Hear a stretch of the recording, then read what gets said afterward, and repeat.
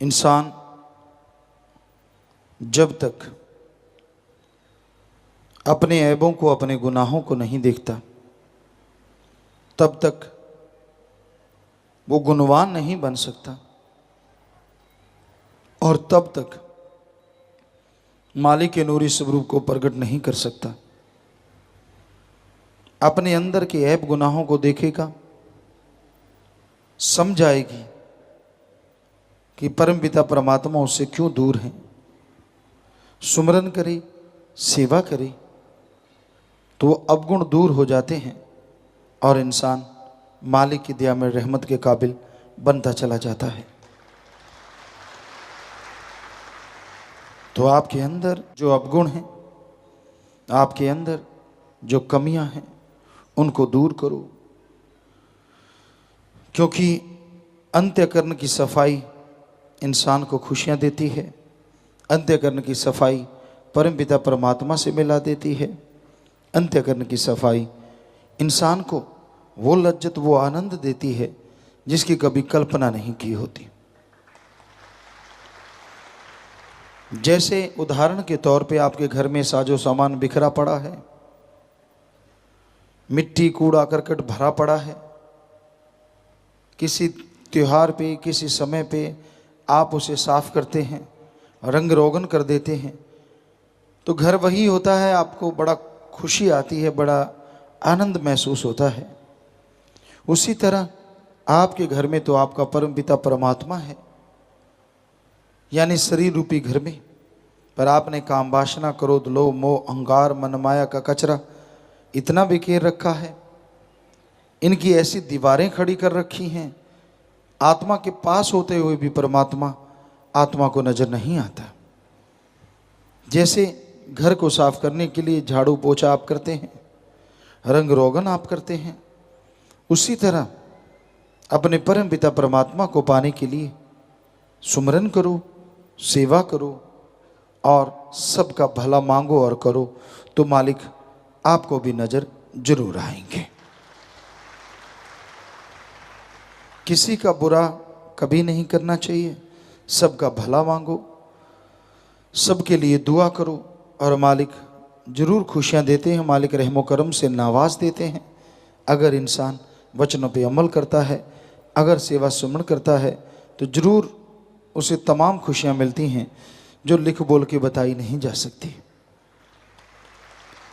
तो इसलिए सेवा करो, सुमरन करो, वचनों पे रहो, ताकि मालिक की जो बरकतें हैं वो आपकी झोली में आए, आप गमगीन ना हो, सदा खुश रहें।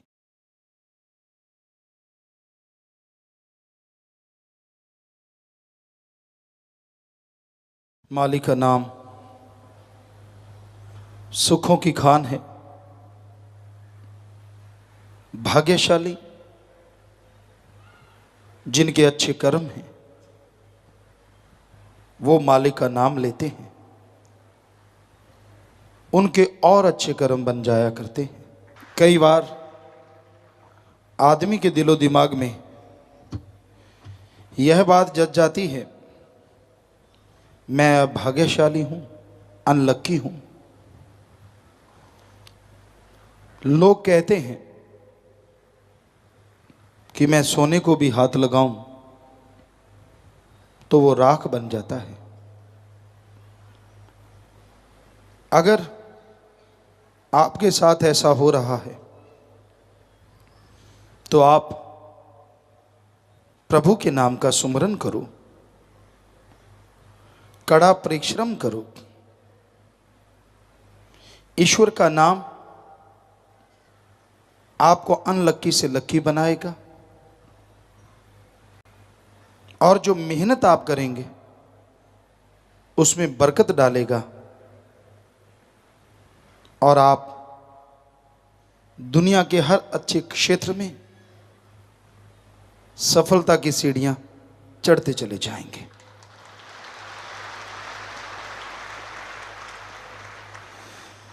इसलिए सुमरन भक्ति ऐसा उपाय है जो अनलक्की से लक्की बना देता है। जो बिगड़े हुए कार्य को संवार देता है, रूठी हुई किस्मत को मना देता है। और करना क्या है? चलते, बैठ के, लेट के, शारीरिक अवस्था कुछ भी हो, पर आप जिह्वा से, ख्यालों से मालिक का नाम लेते रहें, प्रभु की भक्ति करते रहें।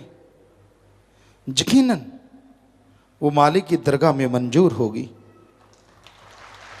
और आप अपने पाप कर्मों से, संचित कर्मों से बच जाएंगे। इंसान से जाने अनजाने में गलतियां होती रहती हैं। इंसानियत की राह छोड़ के कभी कभी इंसान हैवान बन जाता है, शैतान बन जाता है, दरिंदा बन जाता है। पर जब उसे होश आती है, पश्चाताप होता है, दुख लगता है, परेशानी होती है, सिर्फ सोचने से, पश्चाताप करने से आप उन पाप कर्मों से, उनके बोझ से नहीं बच सकते। और अगर आप बचना चाहें तो एकमात्र उपाय सुमरन और सेवा।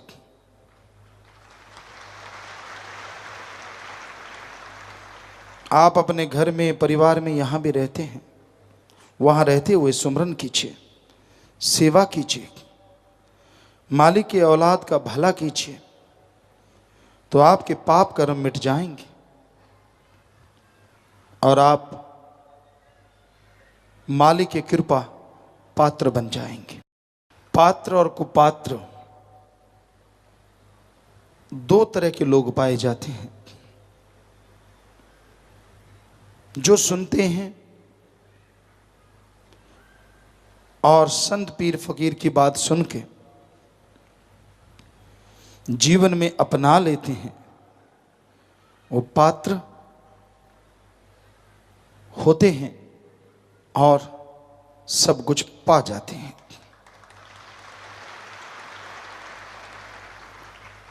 कई सुनते ही नहीं, आते ही नहीं और मानते ही नहीं, वो कुपात्र होते हैं। सब कुछ होते हुए भी वो कंगाल रहते हैं।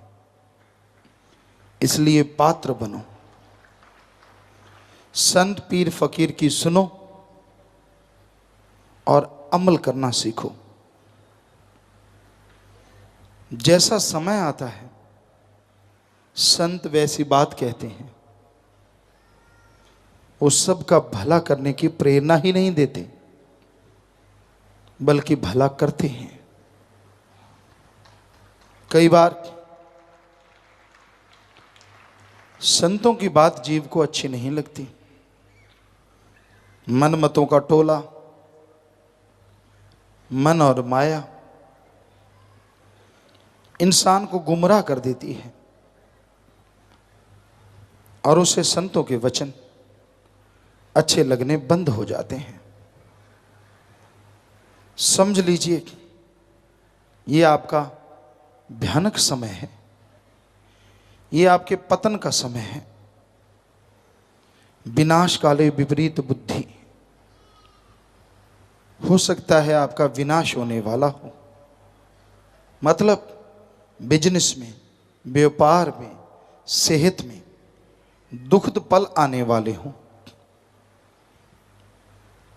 इन सब से बचने का उपाय,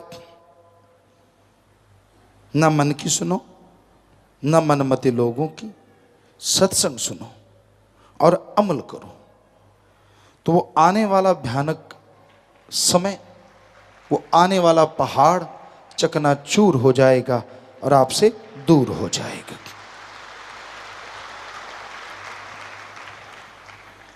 टेंशन, चिंता किसी चीज का हल नहीं। टेंशन चिंता से अगर काज संवरते तो आप सारे परिवार को टेंशन पे बिठा दो कि भाई मुझे परेशानी है, सारा परिवार रोने लग जाए, टेंशन में चिंता में तड़पने लग जाए, क्या होगा? बल्कि आपका बिगड़ा काम और बिगड़ जाएगा और परिवार की सेहत भी और खराब हो जाएगी। चिंतन करो, चिंता ना करो। जो कार्य आप करने जा रहे हैं अच्छा नेक है, फिर भी चिंतन करो, उसके बारे में सोचो, उनके पहलुओं पे नजर दौड़ाओ। आप जो करने जा रहे हैं कितने फायदे कितने नुकसान हैं। कई नुकसान ऐसे होते हैं जिनकी भरपाई कभी नहीं होती। जैसे आपको दुनिया में फायदा हो जाए, औलाद में फायदा हो जाए, जमीन जायदाद में फायदा हो जाए, लेकिन अगर आप भक्ति से दूर हो जाएं तो वो दूरी का घाटा कोई पूरा नहीं कर सकता। बिजनेस में घाटा पड़ा, ईश्वर की कृपा हो, आप मेहनत करें, कई गुना ज्यादा फायदा ले सकते हैं। इसलिए ऐसा कर्म ना हो जो मालिक से दूर करे, उन कर्म से बचना चाहिए। और जो सत्संग में आते हैं, सुना करते हैं, उनको समझ आती है कि हमें बुरे कर्म नहीं करने, वो बच जाते हैं और मालिक की दया में रहमत के नज़ारे लूटते रहते हैं।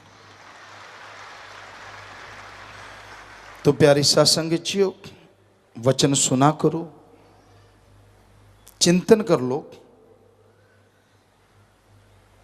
आपको आसान सा तरीका बताते हैं। 10 मिनट सुबह शाम प्रार्थना करके बैठो, हे परमात्मा, हे राम, अल्लाह, वाहिगुरु, सदगुरु,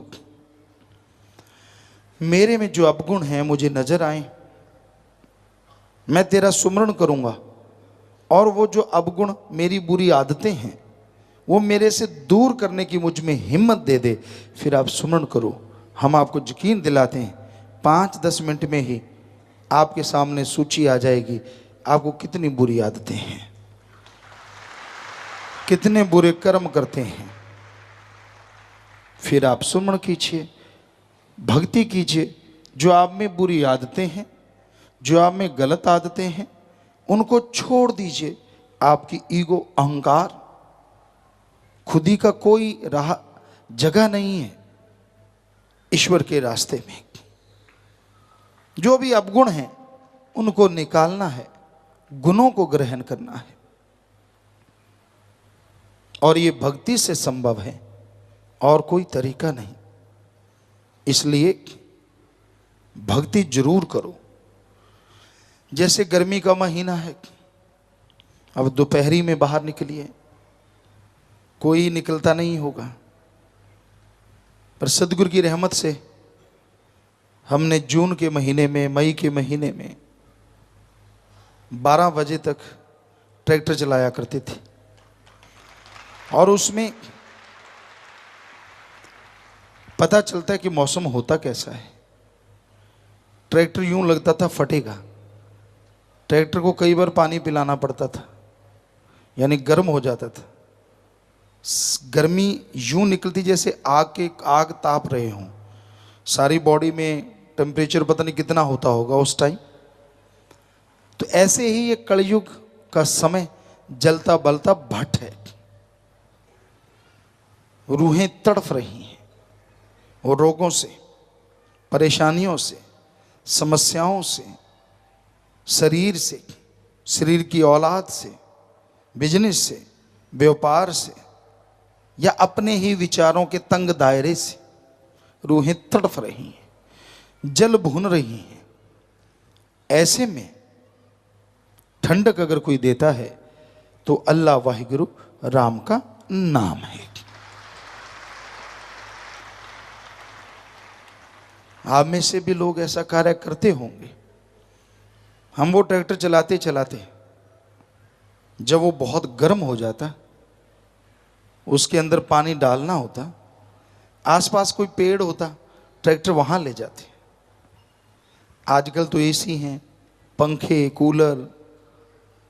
आपको सच बताते हैं, दोपहर के 12 बजे, वो मई जून का महीना, और कहीं भी कोई पेड़ जिसकी छाया अच्छी हो तो उसके नीचे ले जाते, यूं लगता जैसे एसी लग गया हो।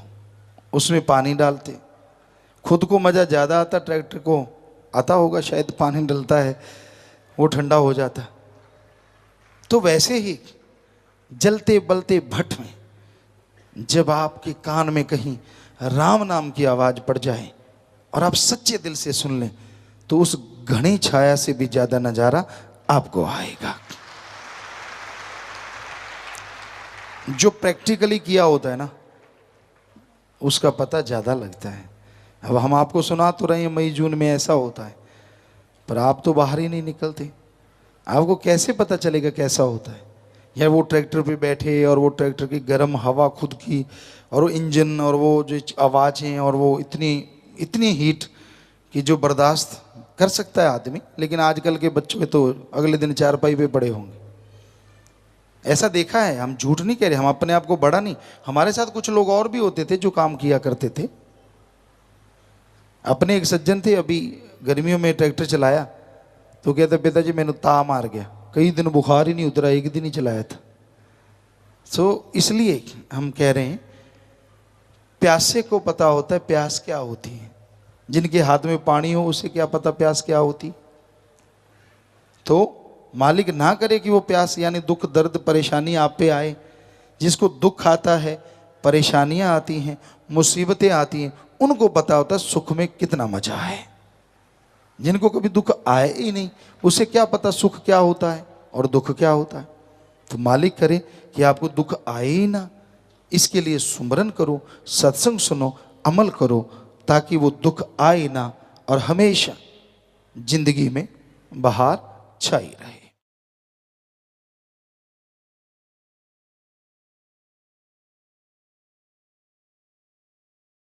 परम पिता परमात्मा पे अगर कोई दृढ़ यकीन रखता है, दृढ़ विश्वास रखता है, तो परम पिता परमात्मा को हर हाल उसे दर्शन देने ही होते हैं। उस मालिक की, उस परम पिता परमात्मा की बात पेड़ पौधे, पक्षी, जानवर नहीं सुना सकते।